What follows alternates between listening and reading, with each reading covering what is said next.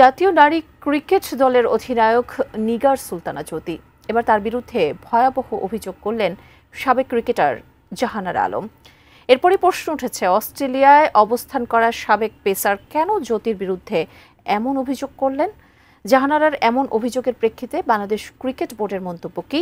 বিস্তারিত জানাচ্ছেন বদিউজ্জামান মিলন।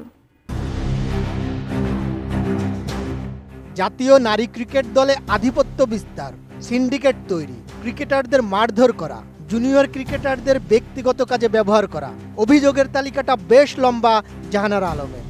আর এই অভিযোগের তীর তারই একসময়ের সতীর্থ নিগার সুলতানা জ্যোতির বিরুদ্ধে। বর্তমানে অস্ট্রেলিয়ার সিডনিতে থিতু হয়েছেন জাহানারা। সেখান থেকে দেশের একটি জাতীয় গণমাধ্যমে দেওয়া সাক্ষাৎকারে তিনি জানান, বাংলাদেশ গেমসের ফাইনালের পর থেকে তার সঙ্গে নারী দলের সাবেক নির্বাচক ও ম্যানেজার মঞ্জুরুল ইসলাম দুর্ব্যবহার করতেন, তাকে অপমান ও টিজিং করতেন। জাহানারা অভিযোগে জানান, জ্যোতিসহ অনেক খেলোয়াড় তার সঙ্গে কথা বলা বন্ধ করে দিয়েছিলেন। অনেকে পরে কথা বলতে আসতেন, তখন জাহানারা জিজ্ঞেস করলে ওই ক্রিকেটাররা জানাতেন জ্যোতির নিষেধ ছিল। 2023 সালের অক্টোবরে এশিয়ান গেমসের প্রাথমিক ক্যাম্পের অভিজ্ঞতাও নাকি ভালো ছিল না জাহানারার। তার দাবি, দলের ভিডিও অ্যানালিস্ট রাশেদ ইকবাল উদ্দেশ্যপ্রণোদিতভাবে তাকে অপমান করেন। সব মশার বিরুদ্ধে সুরক্ষা দিতে এলো বসুন্ধরা এক্সট্রিম অ্যারোসল, মশার বিরুদ্ধে এক্সট্রিম সুরক্ষা। জাহানারার দাবি, জ্যোতি সিন্ডিকেট করে তাকে দল থেকে বাদ দেন। শুধু তাই নয়, জ্যোতির বিরুদ্ধে আরও ভয়াবহ অভিযোগ করেন তিনি। জ্যোতি জুনিয়রদের দিয়ে কিট ব্যাগ টানান, জুনিয়রদের দিয়ে মাথা টেপান, চুলে তেল দেওয়ান। তার দাবি, জ্যোতি জুনিয়রদের প্রচুর মারধর করেন।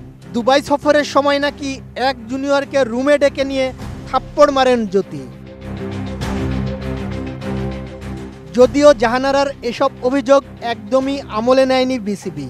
সাক্ষাৎকারে দেওয়া জাহানারার কথাগুলো দৃষ্টিগোচর হয়েছে বাংলাদেশ ক্রিকেট বোর্ডের। তারা সরাসরি প্রত্যাখ্যান করেছে এসব অভিযোগ। এক সংবাদ বিজ্ঞপ্তিতে বিসিবি এর কঠোর প্রতিক্রিয়া জানিয়েছে। বোর্ডের বক্তব্য, এই সব অভিযোগ ভিত্তিহীন, কল্পিত এবং সত্যতার কোনো অংশে মিল নেই। বোর্ডের পক্ষ থেকে বলা হয়েছে, নারী দল যখন আন্তর্জাতিক স্তরে প্রশংসনীয় অগ্রগতি এবং একতার পরিচয় দিচ্ছে, তখন এমন হানিকর মন্তব্য করা অত্যন্ত দুঃখজনক। জাহানারা আলমের এই বিস্ফোরক অভিযোগ নিঃসন্দেহে বাংলাদেশের নারী ক্রিকেটের ভাবমূর্তির জন্য একটি বড় চ্যালেঞ্জ তৈরি করেছে।